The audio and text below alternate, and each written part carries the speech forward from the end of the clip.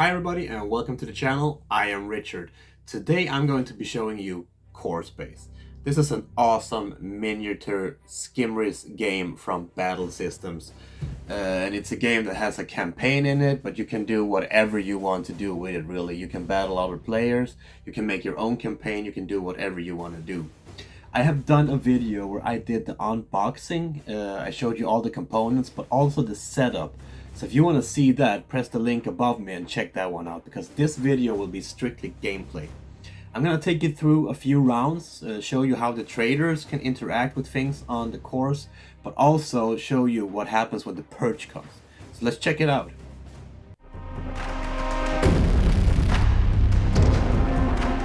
Everything you see here on this playing area is from the core box. The walls, the interior, the miniatures, the little ship, everything is from the core box. Even this beautiful neon mat here, you get that in the core box. Really the only thing that's on here that you don't get is this mat that I have, the Spacemat. This one is from GameMat EU. Other than that, everything else is from the core box. So now we're down to the first round of this game and we're going to get ready to go to action. First thing you do is that you draw an event card. And depending on where you are on the threat meter, you get different kinds of results. Right now we're at guarded. You see the lines here, you have relaxed, guarded, watch your back, and so on. We're at guarded. So we are going to read this one up here, relaxed to guarded. And it says, tremors, the ground unexpectedly shakes, making combat difficult. All attack rolls, one fewer dice until end of the round, and all movement distance are decreased by 1 inch. Well, that sucks. But luckily for us, we're not in combat just yet. The purge hasn't come here. So really the only thing that happens to us is that we can only move one movement. And every trader has 2 actions during the round. And one action is 4 step. The next action is 4 steps.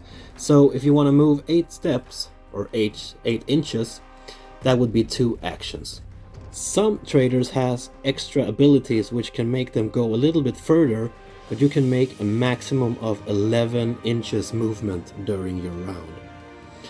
So if we take Ariana here, well, I would like her to go and search this crate over here, but she won't be able to reach it.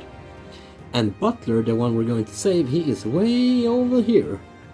So we have quite a distance to walk before we can reach him. But let's move Ariana out of the little shuttle. The shuttle entrance and exit is this area right here. You can see the arrows, woof, they shoot out. So we have 4 inches, which brings us over here. And I'm gonna do the same thing with Gak and the same thing with Karori.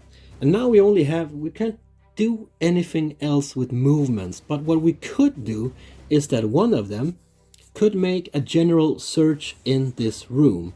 So I'm going to say that Ariana uses one of her actions to make a generic search. Now when you make a room search, you pull a small item from the bag. And this one is of course completely random, as you do not know what you pull. And we got a little combat vest. Look at that little vest, that was cool. So you have 1 shield, and this one is actually 2 dice in close combat as well. That's a cool little thing.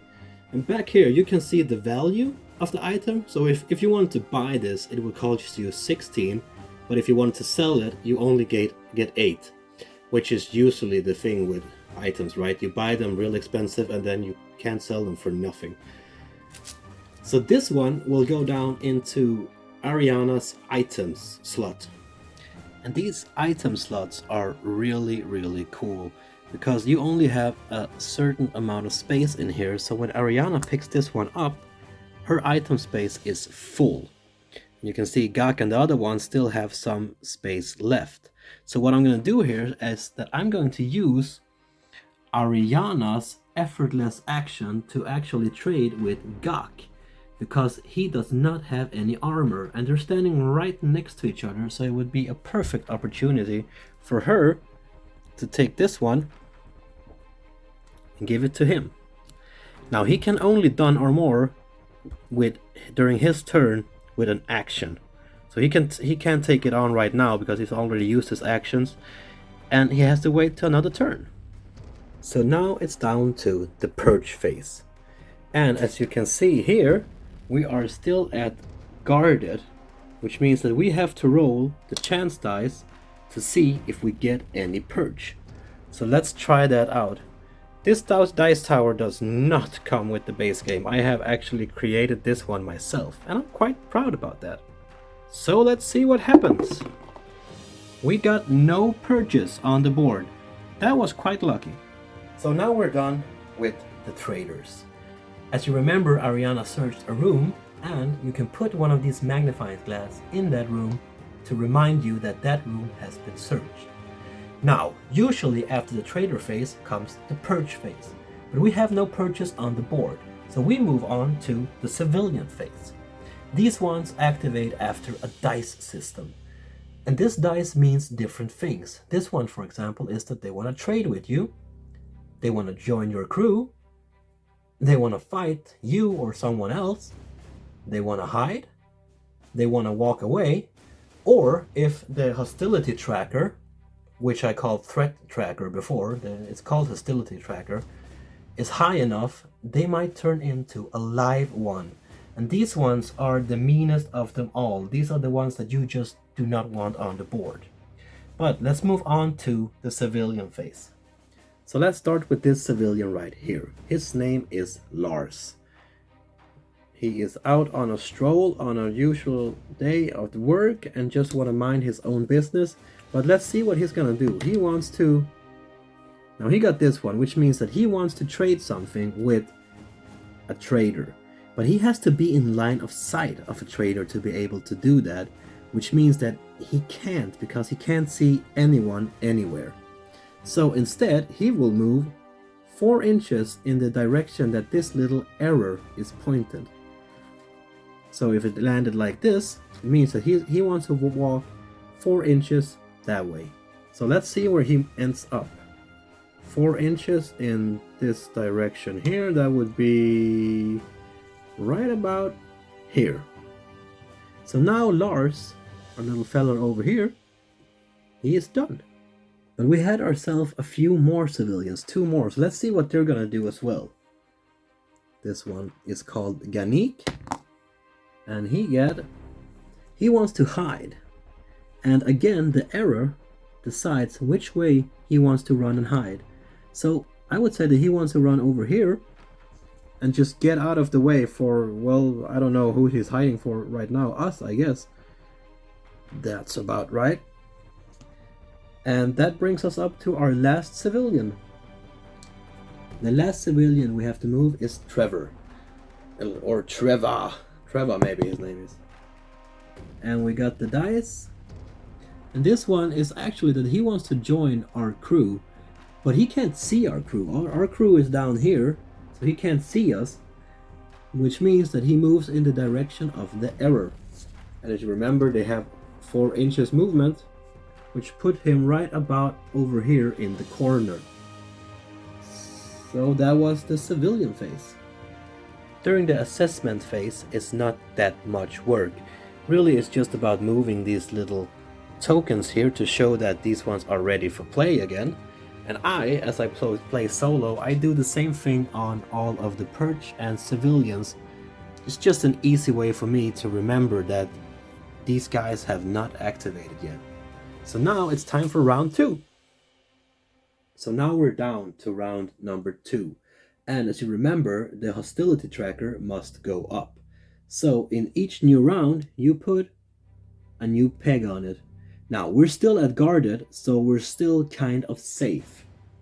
After we have done that, we draw an event card.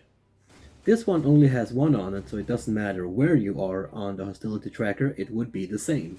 This one says valuable information. The nearest unengaged civilian to a trader makes a move action towards that trader, and if they enter base contact, will offer them important intel about upcoming events. This player can buy this information for 2 UA. If they accept, they take the next 3 event cards and view them in secret. before placing them back on the deck in an order of their choice. If the civilian does not enter base contact with the trader, the intel can still be assessed once only by a trader making a persuade action on them this round. No dice roll is needed, but the cost must still be paid. So this basically means that if we were to be near a civilian, which we are not, we would have been able to pay him to get to look at the top 3 event cards and then sort them any way we want. But we do not have that possibility, as all the civilians are with outside line of sight. So we just move on to the actual playing phase. Now I want to start with Gak. Remember, he got the armor from Ariana the last round? I want to put that on him. So the way we do that is that we just take the armor from this trace and then we put it up here in his own little personal space. There, I have taken out his basic combat move and put in the armor instead. So now he has an armor with 1, he has a close combat, and he can shoot. So now we're down to Ariana and Karori, and I want to move Ariana over to the box and try to search it. She uses her movement of 4 to reach the box. And now she can use 1 action to search the box. This is a cool feature. This is actually a little box where you have items in it. So let's see what she found. There was 3 different things in here. There was 2 health, which is actually kind of useful. You have a laser pistol, and then you have data credits. And depending on how much space she has in her item tray, remember the item tray here, she can only have 1 of these small ones that she has actually found. And I think she's going to take the health pack, because there's going to be action later on, and I want her to be healthy. So there, but now she's full, she can't carry anything else. So the things that we could not fit, we put that thing back into the box right here. And then I leave the lead like this, so I know that this one has been searched, otherwise I might forget it. And now we're down to Karori. Now Karori has all of her actions left, which I think it's a good idea for her to just move on. There's really nothing in this box that I think she has to use, so I'm going to give her just the full 8 steps and move away from the position she's in now. So she's going to move over here, which means that she has opened this door and she is on the other side. Now all of my trader has made their actions. Ariana made a step over here, she searched the box. Gak, he put on his armor and then he's moved. And Karori have made her full steps over here. And she can actually just use an effortless action as well to just get 1 step closer. So we are done with the trader phase, and it's time for us to see if we actually get any purge action this time. Now we're still at guarded, so it's not that bad, and we have to roll the dice again, the chance dice again, to see if we get any purge. We got 1 purge. 1 purge. So now we have to know where this purge actually ends up on the board. So we take the white dice. And as you can see here, we got number 1. So we have rolled the chance dice, and they told us to put 1 harvester on the board at number 1. They are number 1 to 6, and they are placed out around the board to show you where to put the different purges. These harvesters are the kindest ones of the purge and are not that bad. They only have 1 action per turn.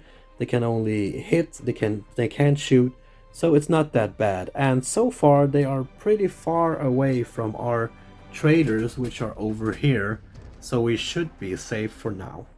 So now it's time for this little feller to activate, and they activate directly after they have been placed on the board. So first you place all your purges and then you activate them. And you activate from the highest rank to the lowest rank. So this guy, if for example you would have a devastator, which is a higher rank, he would have had to activate first. But now we only have the harvester, so the harvester goes first. These ones target anyone that they see. So it doesn't have to be a traitor, it could be a civilian, it could be a galactic guard or a gang member, it doesn't matter. They will go for anything that they see that is nearest by. And that's the same for all of the purge, except for this little fella here, the assassin. This guy will always target the captain first, if they have line of sight, otherwise they will just go to the nearest one.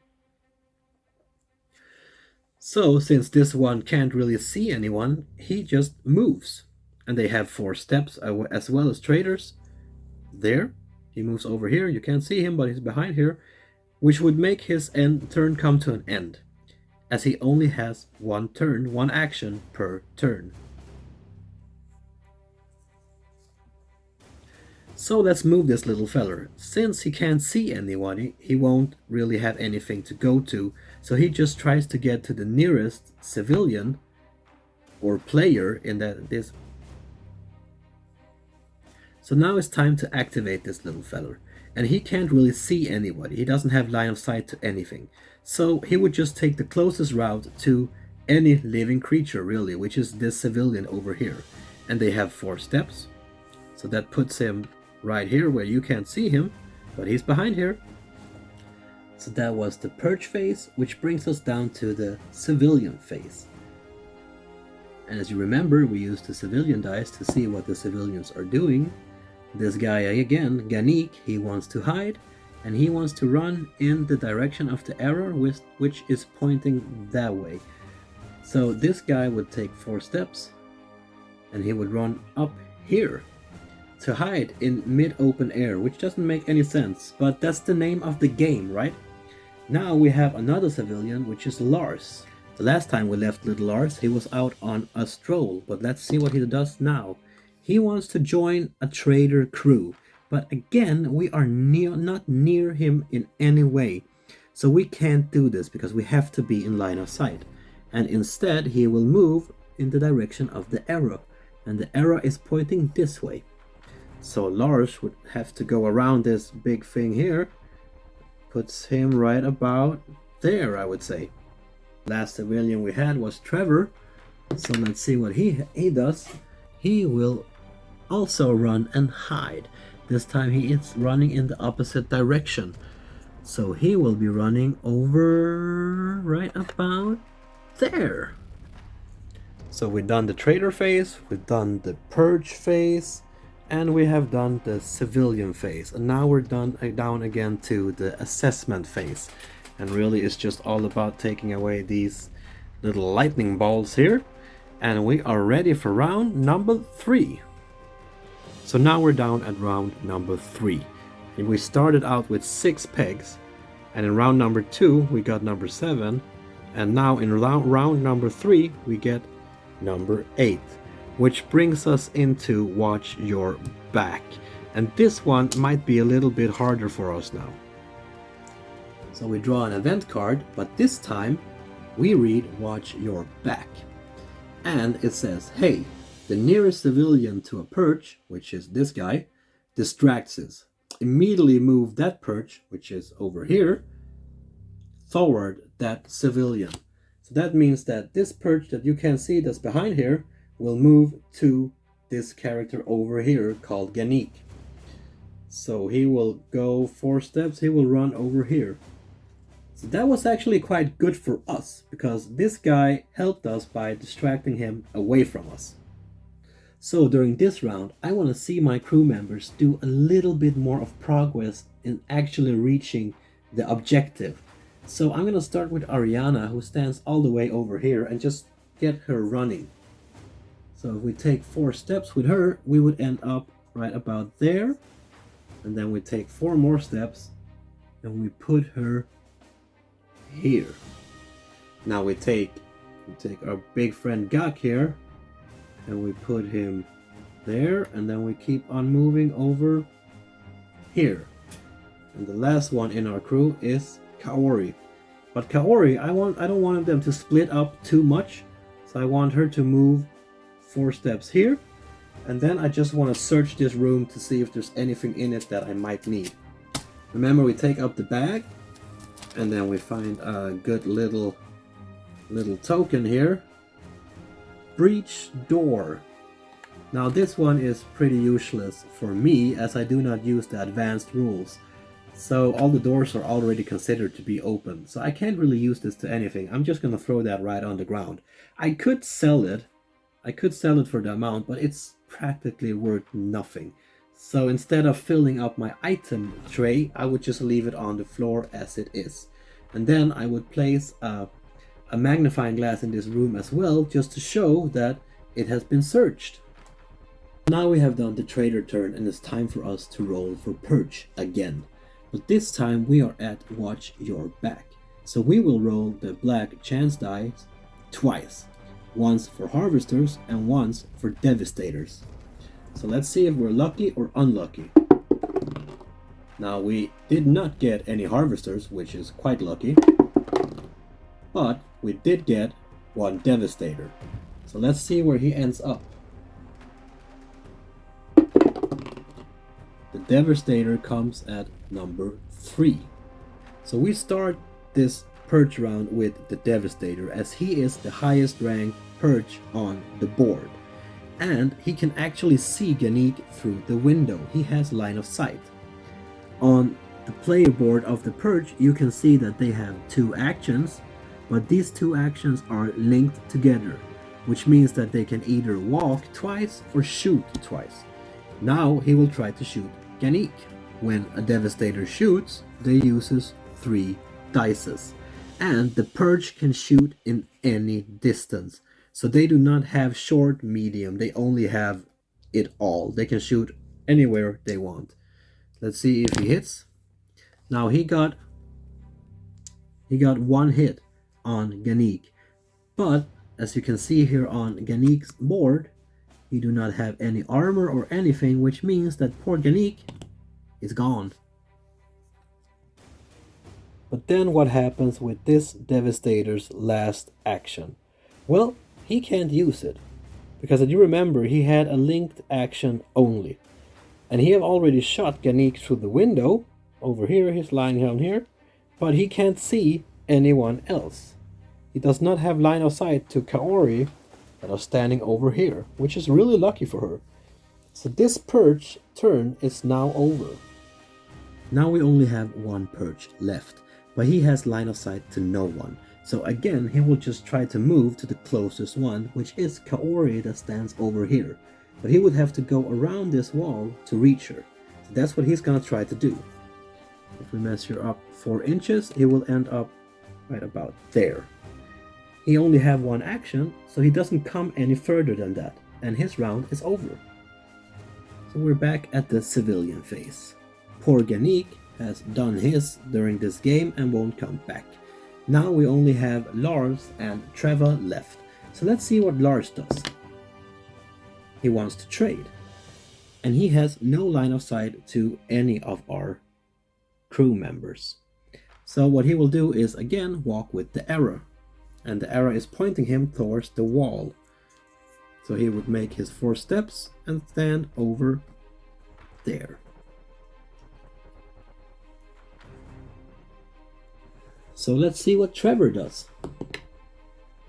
He wants to join a crew, but again, there's no line of sight, so he will just move with the arrow, and he is moving this way out of sight. And as the arrow points, that will put him right about here. So now, during these 3 rounds, I have showed you the different phases. I have showed you the hostility phase, where you put in a new peg for every new round. I've also showed you the event phase, where you read out a specific event that corresponds with your current threat level. I have shown you the trader phase, where you actually get to control your trader and run around a little bit.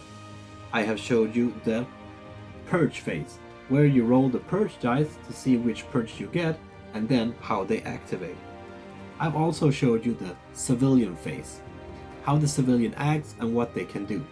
Now I'm gonna play a few more rounds, and then I'm gonna bring you back when the threat level or the hostility level is higher and there are more purge on the board, just to show you a little bit more of the action part.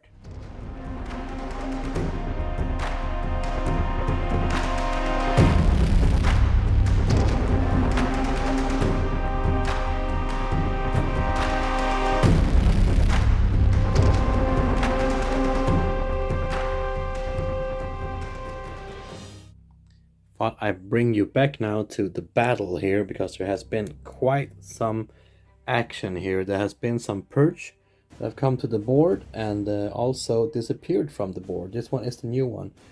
There's been a lot of action here. There's been shooting between the traders and the two guards. One guard is down, but we have taken a lot of damage. You can see here that Gak is almost, he's down on his last life. So is Kaori, and Ariana only had 3. These two have shield, so well, they might make it. And we are almost up at cover me as well. So this is where things are starting to get quite heated. I have played up to round number 6, and it is the civilian's turn now. I just hit for Lars and he wants to fight. So he actually wants to fight the other NPC as he is the closest.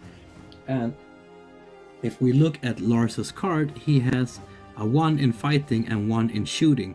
And they will do whatever is the best for them, and he have the same now. So he will just try to shoot him at this distance. So we will take the dices and see what he gets. And he had 1 dice. So he get 1 shot. But this guy over here, he has 1 in shield, so nothing really happens. And when you roll the dices for fight, you should always roll the blue dice and then add the red ones afterwards. But the blue one is always a part of it. So if you only roll 1 dice, it's the blue. If you have more than 1, you add the red ones. So nothing happened there. And the civilian turns are over, and now it's time for round number 7. So now we're up at round number 7. I put down the peg here, which brings up to cover me, and things gets a lot worse up here. So we really need to just get out of here. We need to see if we can persuade Butler to get on our ship, and if we can't, I'm just gonna flee the scene, to be honest. You can always emergency teleport out of the worst case scenarios, but you don't want to do that either, because it can be really, really bad for you. But let's draw a new event card and let's see what happens. So we are at round number 7 now, and there is a big chance that we might have to emergency beam us out of here, because Ariana is really the only one that has enough life to survive, and she has 3 pegs and 1 armor. Kaori only have 1 armor and 1 life peg, and the same is with Gak that is over here. He only has 1 life and 1 armor. And we still need to get Butler back to the ship. We still need to get out of here alive. So there, like I said, there's a big chance that we might just have to abort and beam ourselves out of here. But first we need to read the event card for this round. And we are at Cover Me. So we are reading Hunter. The assassin receives a power boost from its mothership. If there are no assassins in place, place 1 of the nearest entry points to a trader. Assassin gains an extra action in this round. Wow, that is really bad. And we do not have an assassin. This was the assassin, remember? We do not have an assassin on the board, so we have to place 1 on the board to our nearest entry point to a trader. We have 1 here, but that is quite far, so I think it's going over here, over at number 4, which is really, really bad, because like I said before, these guys, they always go for the captain first. So even if Lars is behind here, even if he's closer, this one would hunt down Ariana anyway. That just gave us another problem to handle. So I would like to try to get Ariana to break Butler out of the jail. But she ain't gonna make it in this round, which makes me hesitate and think that maybe we should just get out of here instead. But, what the hell, we're going for it. Ariana can move 4 steps, which gets her right about here. And remember, she also has the effortless action, so she can get up to the door. And that means that the door is open. So that was 1 action for her, and now she can use the last action to get into base contact with Mr. Butler. But she can't persuade him to follow them at this round because she have used all her turns. We have Gak, and the assassin is over here, and remember he picked up a grenade before, so I think that he can move close enough to actually throw the grenade and maybe, just maybe, kill the assassin. Because you can throw things as an effortless action, which means that he could move, let's see, he can move 4 steps up here, and he can move 4 steps up here, and then we are within short range to the assassin, and we get to try to throw the grenade. Now, as you see on this one, it says that he has 5 dices, so we actually have 5 dice try to get this assassin out of here, which should be enough, but never say never. So he throws this over to the assassin, and let's see what happens. Oh, come on. He gets 1, 2, and 3 hits and 2 malfunctions, 2 misses here, out malfunctions. And that is enough, because if we look at the assassin's card, he only have 2 shield, and then he's gone. So Gak actually managed to get this one out of play. Woo! Thank you, Gak. The last one of our crew members is, of course, Kaori. Now, she just needs to run. I think she needs to run back to the ship and hide.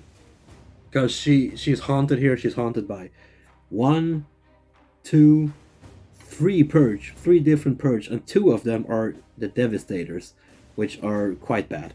So I'm just gonna make her move real fast to the ship, and hopefully she can get out of the danger. She can move 8, which puts her right about here. But then she has the effortless action, remember that. So she can actually go in here and hide behind the corner here. We're up at cover me, which means that things have changed just a bit, or a lot maybe. We have 2 harvesters that comes in automatically. We roll for Devastators and Assassins, and the live one is a chance die, and Civilian will also enter the course. So let's see where everything will end up. First we roll this dice to see where the purge will pop up on the mat. They will enter at number 5. And that is quite good for us. So now we roll for the Devastators. And we are quite lucky because there was no one there. And then we have the live one.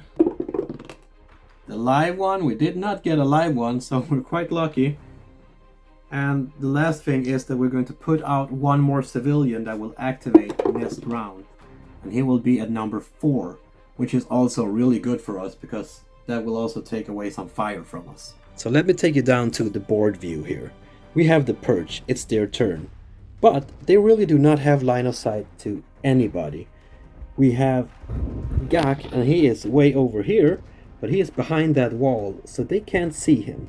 And if you remember, Kaori, she ran away through all of this long way here, so she is hiding over here, and they can't see her either.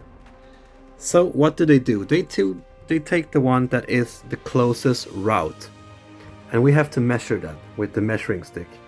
Now the purge, we have to go this way, so that would be 3, and that would be 9 movements to get over to Gak. And this one here we have 6, we have 8, and then we have 9, 10, 11 to get to Kaori, which means that unfortunately for Gak, he is the closest one, and that is the one they're going for. So the Devastators are highest rank on the board, and they go first. Now we have to measure here where he will actually end up. This one will go over here, and then he would end up his turn right here. Again, he can't do anything to Gak because he can't reach him, and he can only do linked movements. So now it's the next Devastator's turn, and he will take 4 steps over about there, about there, and then we have another 4 steps, and he ends up right about there. Now he is close to Gak, he's really close, but they can still not reach him. And this one down here can only take its 4 movements, since it's it only have one action per round. So that would place them right about here. So we still have a little time to actually try to get out of here, but it's getting really tight for us here. So now we have the 4 harvesters that are about to do their movements. We have one that pops over here, one that jumps here, the next one would be right here, and this one would walk there. Now we have Butler and Lars that is going to move. It's the civilian phase. And if we start with Lars, he wants to hide. So he will run in this direction, which makes no sense because he's running right toward the purge. Now, if he had been within an inch for these ones, he would first run away from them. That would be the first thing he did. But now he is not within that distance, so we roll the chance dice for him. So he will make 4 steps to this area over here, which is quite good for us, because that might mean that these guys might focus on him instead in the next round. But let's see what happens. And now we roll for Butler, and he wants to walk. He takes a little walk. And that puts him right about here. So that's also good for us, because that means that now all of a sudden we have some meat shields.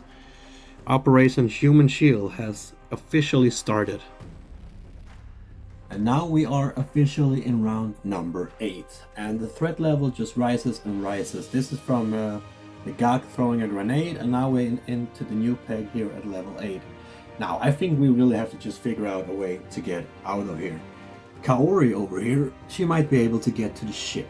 I think that Gak, he has no more life left, and I don't want to lose him, because if he dies now, well, he's not a part of my crew anymore, and I kind of like that guy. And Ariana in here, she's not in that big trouble, but still, she can't make it out by herself. So I think that I have to abort the mission here and just emergency out of here. The way you emergency out of any situation is that you roll the chance dice.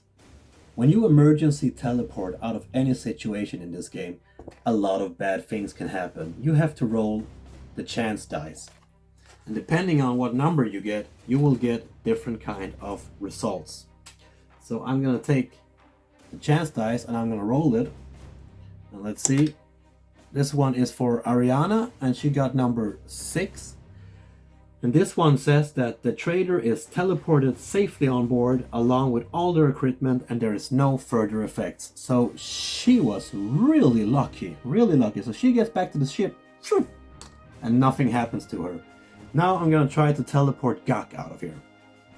I hope he is just as lucky. He got number 3. I don't know what that means. That means, and number 3 means that the character is teleported safely, but to the wrong ship. It will take a while to find and retrieve them. Either the trader misses the next 2 missions, or the player can pay 4 UA to the galactic central data and locate the lost trader and re-teleport them back safely immediately. And I'm gonna do that. I'm gonna pay the 4 UE to get him back safely. So now Gak is also home. So that leaves us with our brave little trader Kaori. Now, I hope she can make it back to the ship without having to teleport. And she uses 1 action, that is 4 movements. Then she uses 1 more action, that is 8 movement. But remember, she has the effortless action, so she can get on board and be a part of their crew. And they leave this hellhole behind. So we made it out alive. We're on our little shuttle and we are away on our way.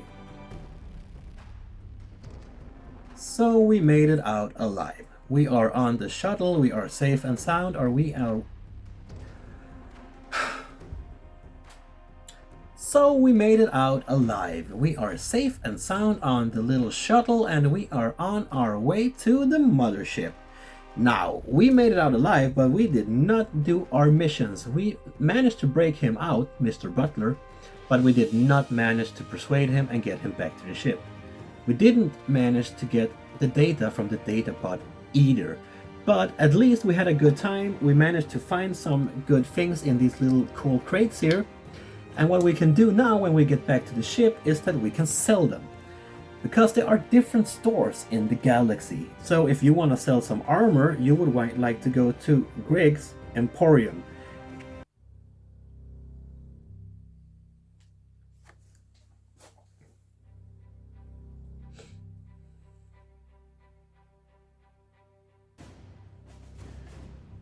So we made it back to the ship and are now alive and safe and sound and on our way to the mothership.